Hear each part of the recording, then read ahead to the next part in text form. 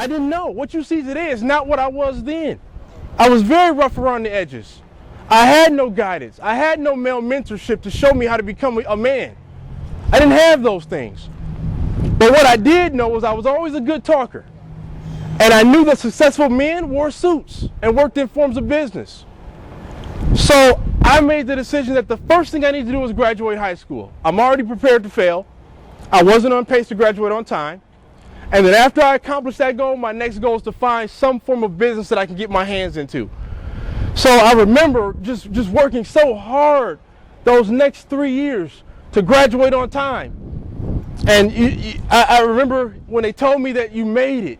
You just made it over the top of graduating. I remember the feeling on the inside, because where you're from, where I'm from, graduating high school is a milestone.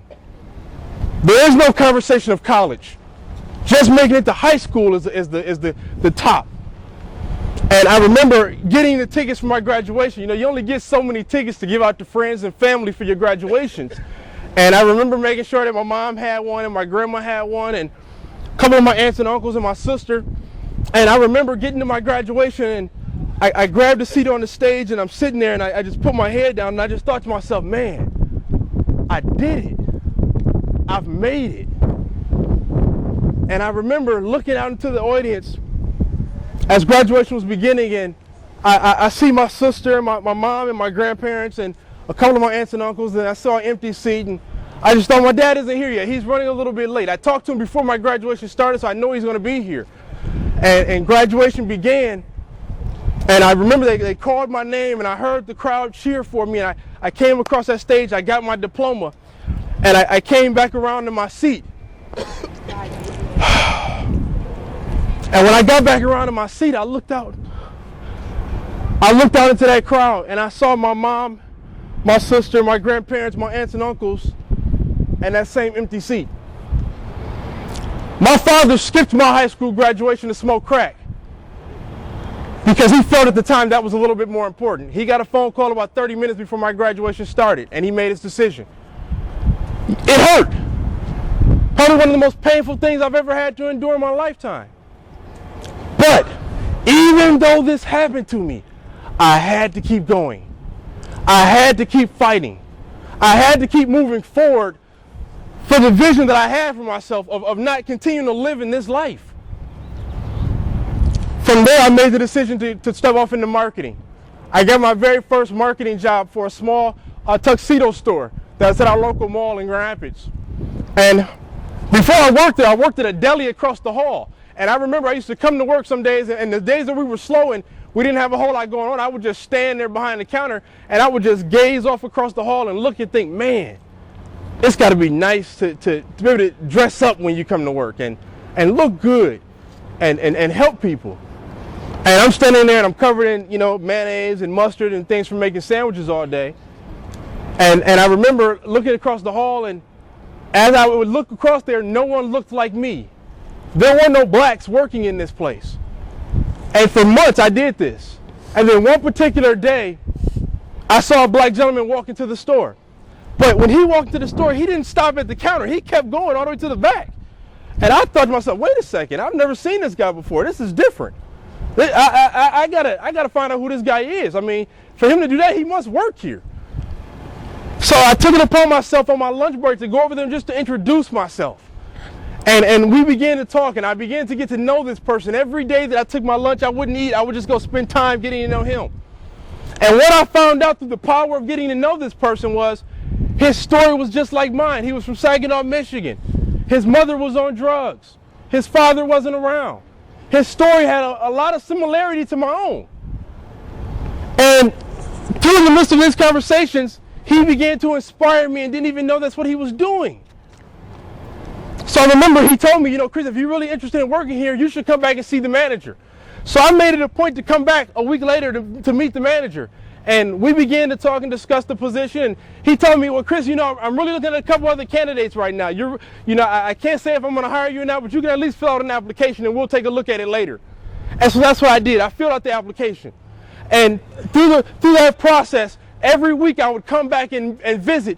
And each week he would tell me the same story. Kris, I'm sorry, but I still haven't made my mind up. I haven't even looked at your application yet. Weeks went by of me doing this, of me being persistent, 2, 3, 4 days a week of stopping in and just bugging him. Did you look at my application yet? What he failed to realize was, for me, this was not a job. This was a life-changing experience. And then one particular day, I stopped in and I came in with the same question. Did you look at my application? And he says, you know, wait a second. Some customers walked in. And he began to help these customers. And he pulled out the books, and they're planning their wedding. And he's showing them different pictures of tuxedos and different colors for their vests and ties and whatnot. And then the phone rings. So he goes to answer the phone. And while he's on the phone, I'm standing at the back of the room, and I'm thinking to myself, here's my chance. Either two things can happen. Either I can make an attempt to go and help them and to show him that I can do this. And he tells me, Kris, I didn't like that. I'm sorry, we can't hire you. Or I do it. He says, you know what? I loved it. I'm going to hire you. Either way, it didn't matter. What's worse than what I'm already going through? What else do I have to lose? So I took it upon myself to do that. I got to those customers, and I'm flipping through the pages, and I have no idea where anything is in the books. I'm just stopping at random pictures and saying, you will look great in this shirt and if you put it with that tie and with this jacket and with those pants and these shoes. And they loved my excitement for their event. And when he hung up the phone, he said, Kris, I'm very impressed with what I just saw you do. I think I need to give you this opportunity. And he gave me the job. Thank you. So, I've got one last thing for you. I don't know what your dreams are, what your goals are in life, but I do know this. Because you made the decision to come here, I'm humbled by the invitation, and I'm humbled by you embracing my words of knowledge and experience. So I want to leave you with one more bit of information that I feel could possibly change your lives forever. It's a poem that I wrote it's called Living Your Dreams. And it says, to live your dreams, you have to be willing to fight for it. Make steps every day and night for it. Be willing to give up time and sleep at night for it. Have patience, work hard, and do more than just try for it. Remember, Martin had a dream and he was willing to die for it. You have to believe and have dreams at night about it. Feel like your life is just useless and incomplete without it. Be willing to take a setback to reach it. And know that others before you have achieved it. Know in your heart that you cannot be defeated. Use all your strength, your skills, and prepare to take action. And not reaching your goal is never an option. Stay moving forward towards your goal until you hit it. And I promise through the power of God, you'll get it. Thank you. Good job, man. Thank you. I appreciate that. Right. Thank you. I'll see you in a minute. No doubt. Okay. Thank you. Appreciate it. Thank you. Appreciate that. Thanks a lot, man. No doubt about it.